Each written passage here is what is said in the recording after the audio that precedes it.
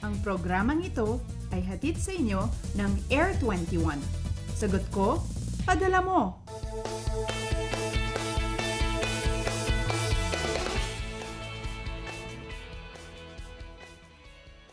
Good morning Pilipinas! Gising na po at bangon na tayong lahat at syempre po wag po ninyong kakalimutan mag-almusal, okay? Ano po ba ang pagkain ninyo dyan? Ako hindi po mahalaga kung yan ay masarap o madami. Ang mahalaga po kayo po ay sama-samang kakain kasama ang inyong pamilya.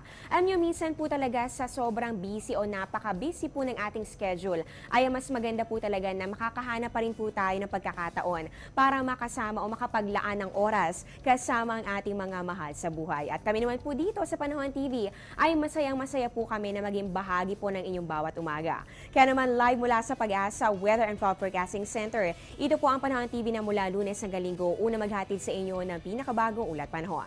Mapapanood din kami via live streaming sa www.ptv.ph. Kasama niyo po ngayong Sunday morning, April 6, 2014. Ako po ang inyong weather lover, Amor La Rosa. At bago po ang lahat mga kababayan, ano-ano nga ba ang mga naranasan ng ating bansa nitong mga nakalipas sa araw? Alamin po natin yan sa pamamagitan ng Panahon TV Weekly Weather Recap.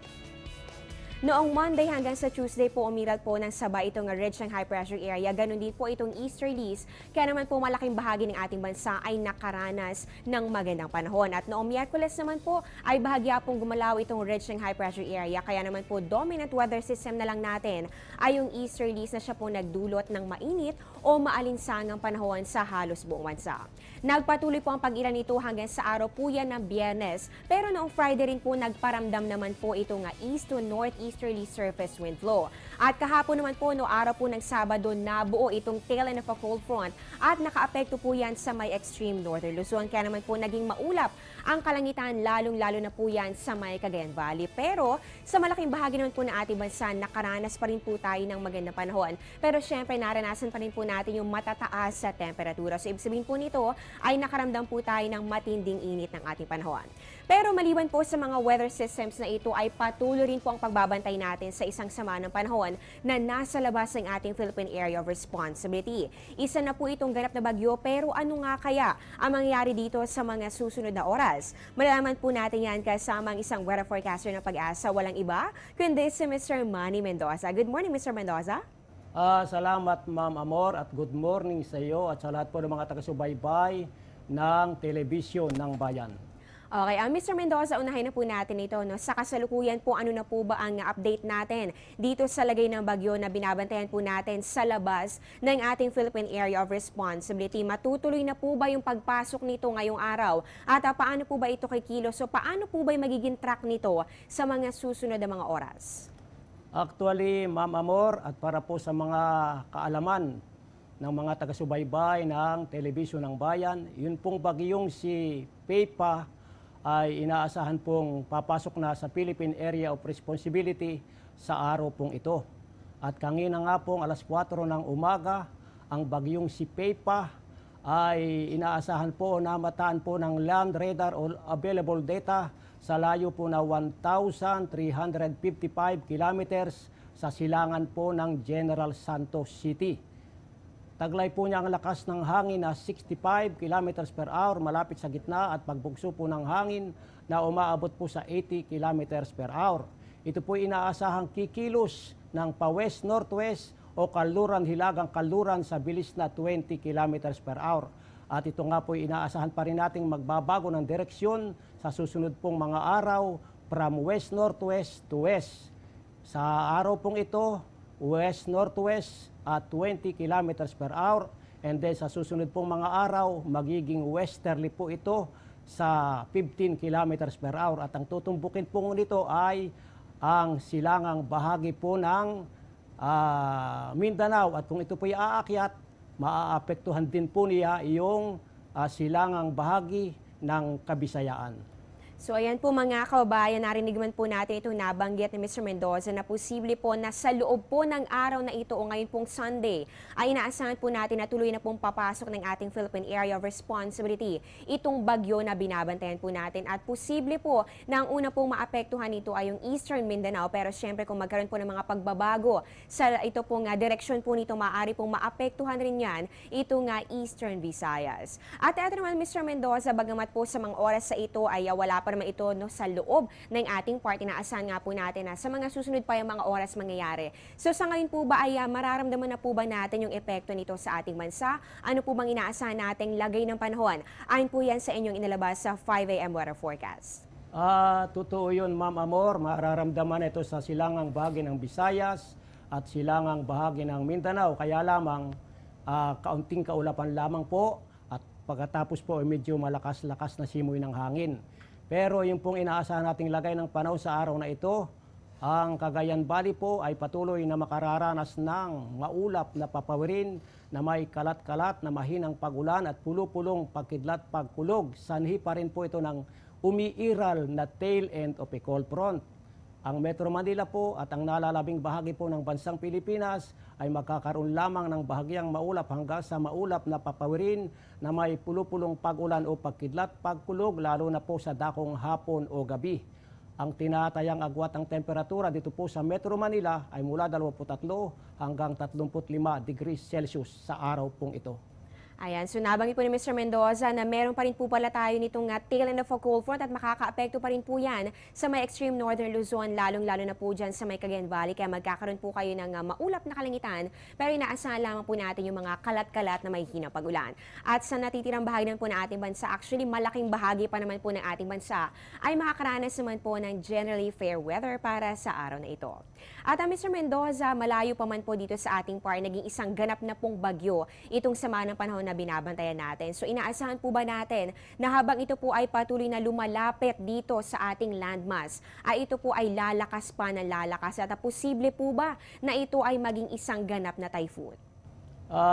Ma'am Amor, habang ang isang low pressure area o isang tropical depression o isang tropical storm ay nasa karagatang Pasipiko, malaki po ang posibilidad na ito po ay lumakas into a typhoon, na maging isang ganap na typhoon pagkat alam po naman natin na sa karagatan there is plenty of moisture present at the surface of the sea.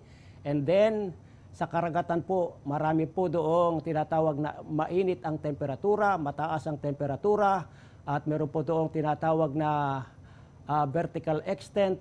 Nanggagaling po ito sa tinatawag po nating ng mga iba't ibang uri ng hangin. Nanggagaling po ang iba sa southwest, nanggagaling po ang iba sa southeast, ang iba po ay sa northeast. Kapag nagkaroon po ng wind convergence, nagkaroon po ng magandang sirkulasyon sa karagatan, asahan po nating lalakas at lalakas po itong tropical storm na Pepa at ito po ay magiging ganap na typhoon. Pero mangyayari po lamang yaon kung namimit na po na ang criteria para po lumakas ang bagyong si Pepa. Kaya sigurado po na sa mga pangyayaring naganap sa bansang Pilipinas, ang mga bagyo po na nasa silangan po ng bansang Pilipinas, lalo na po na naroroon sa karagatang Pasipiko, karamihan po ay lumalakas from tropical depression into a tropical storm, from tropical storm into a typhoon kapag nga po ito'y nasa karagatan. Lalong-lalo na nga po kapag ito po ang kanyang pinanggalingan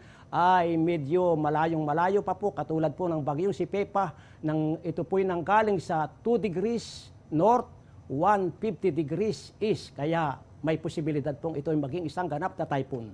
So klaruhin lamang po natin mga kababayan, hindi pa rin po natin inaalis yung posibilidad na ito po ay lumakas pa sa pag-iisang typhoon sa mga susunod pa mga araw. Pero syempre patuloy po nating babantayan dahil as long as nasa karagatan pa po yan o nasa body of water, ay posible pa po yang makakuha ng kanyang lakas. At ito nga po babantayan natin, patuloy pa rin dito po yan sa Panahon TV.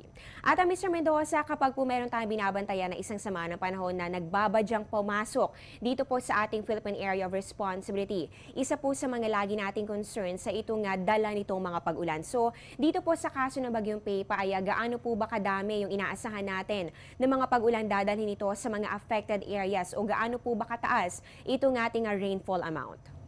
Karaniwan po na dinadala ng isang tropical storm na nakaapekto po sa bansang Pilipinas ay daladala po niya yung 5 to 15 millimeters per hour na rainfall. Moderate to heavy po yaon. And then, sa loob po yaon ng 500 kilometer diameter po ng bagyong si Pepa.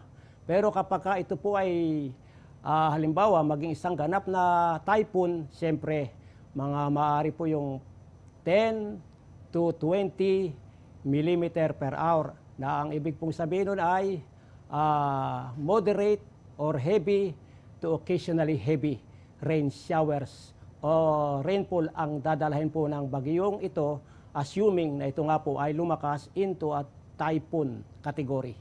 Ayan po, para po maging gabay sa ating mga kababayan, lalong-lalo na para sa mga areas na inaasahan pong maapektuhan nitong papasok na bagyo, partikular na po sa may Eastern Mindanao and Eastern Visayas. Nabanggit po ni Mr. Mendoza na posible po itong 5 to 15 millimeters per hour. Yan po yung expected natin na rainfall amount na dadalhin ng bagyo. At ito nga po ay katumbas ng moderate to heavy. So ibig sabihin po nito katamtaman hanggang sa malalakas sa pag-ulan ng ating inaasahan. Kaya syempre sa ngayon pa lang po ay maghanda na po tayo at wag po tayong titigil sa pagmumonitor sa lagay ng ating panahon. At Mr. Mendoza, bukod naman po dito sa binabantayan natin na sama ng panahon na bagyo na papasok ng ating PAR ay patuloy pa rin po tayo sa pagbabantay dito naman sa development o sa pag-akyat ng ating temperatura. So kahapon po gaano po ba katataas yung ating naitalang temperatura at saan-saan po ba naranasan yung pinakamaiinit na panahon? Kahapon po yan, araw po ng Sabado. Tulad po ng ating nakikita, ayan po, kahapon po naranasan po ng Subic Bay, Zambales ang 36.7 degrees Celsius, pinakamataas po sa bansang Pilipinas. Pumangalawa po ang Dagupan City, 36.4 degrees Celsius. Pumangatlo po ang San Jose Occidental Mindoro, 36.3 degrees Celsius. Sanglay Point, Cavite, 35.5 degrees Celsius, Cabanatuan City 35.2 degrees Celsius, Science Garden 34.5 degrees Celsius. Kung atin pong titingnan at kung bakit nawawala po yung pong Tugigaraw, apektado po ng tail end of a cold front yung pong Cagayan Valley na kinaroroonan po ng Tugigaraw City. Apektado po yung tail end of a cold front, siyempre bumaba po yung antas ng temperatura sa lugar pong yaon. At medyo mayroon pong mga kaunting pag-ulan at medyo po maulap sa lugar pong nabanggit. Ayan po, oo nga naman po, pati ako ay nagtaka rin na wala po dito sa ating listahan itong Tugigaraw City na nito po mga nakalipas sa araw ay halos sunod-sunod po talaga na sila po ay kabilang dito sa ating merong highest temperature sa ating bansa. At yan nga po, nabigyan linaw ni Mr. Mendoza na kaya po bahagya po bumabang inyong temperatura ay apektado po kayo dyan nito tail end of a cold front. Kaya syempre medyo nagkaroon po ng maulap na kalangitan at inasahan din po natin na pagkakaroon po ng mga pag-ulan. Kaya ito po yung naka-apekto dito po yan sa inyong pagbaba ng inyong temperatura. At maraming salamat po Mr. Manny Mendoza sa bilahing impormasyon tungkol sa lagay ng ating panahon. At natunghan nga po natin yung magiging lagay ng ating panahon at syempre ang inaasahan po natin na magiging galaw nitong bagyo na binabantayan po natin. At ganoon po alamin po natin ang ating sunrise at ang sunset. Sisikat po ang ating araw mamayang 5:48 ng umaga at lulubog naman po yan 6:08 ng hapon. Para naman sa ating moonrise, yan po ay 10:50 AM at ang moonset po natin 11:06 PM. At para naman sa ating illumination, meron po tayong 37%. At para po sa ating inaasahang face of the moon, magkakaroon po tayo ng first quarter moon. Yan po ay bukas, April 7, 2014, kung saan half illuminated po ang ating buwan. At sa ganitong phase po, inaasahan na mas mababa po kaysa po sa normal level itong ating high tide, ganoon din po ang low tide. Pero di lang po yan, ang buwan ay nasa apogee naman pagsapit po ng April 8, 2014. Kapag po apogee, ibig sabihin po nito, ang buwan natin ay nasa pinakamalayong distance sa ating mundo. At dahil nga po mas malayo, ibig sabihin po nito, mas maliit po yung appearance ng moon sa ating kalangitan. At dumako naman po tayo sa ating tidal predictions. Ito po ay courtesy of NAMREA. High tide po natin 1:56 p.m. Yan po ay 0.90 meters. At ang low tide naman po natin ay 9:34 p.m. Yan naman po ay negative 0.03 meters. Magbabalik pa po ang Panahon TV pagkatapos ng ilang mga paalala.